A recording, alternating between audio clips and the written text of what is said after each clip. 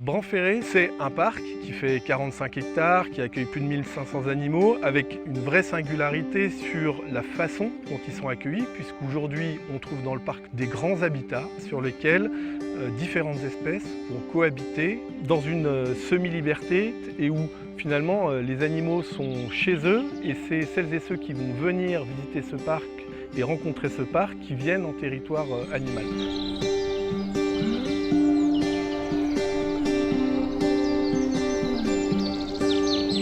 Je m'appelle Tom Daune, je suis le directeur général du parc de Bran-Ferré. C'est un monde que je découvre, c'est un parc que j'ai rejoint il y a maintenant un peu plus d'1 an. Et ce qui m'a vraiment marqué, c'est sa capacité à porter une mission d'intérêt général. C'est un héritage reçu d'un couple, Hélène et Paul Jourde, qui a façonné ce domaine-là et qui vivait dans le château qui est derrière moi.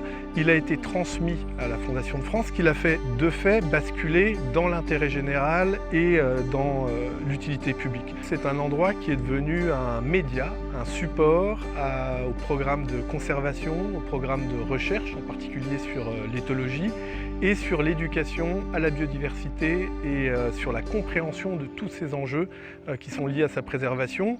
Aucune cage, aucun faux décor et où l'intervention de l'homme est la plus réduite possible. Les grandes nouveautés pour les 60 ans de Bran-Ferré, pour illustrer ce positionnement, on a lancé un concours national de podcast, on lance un grand symposium scientifique et on ouvre de nouveaux hectares, 3 hectares, autour d'une plaine sud-américaine avec 6 nouvelles espèces menacées qui vont nous rejoindre.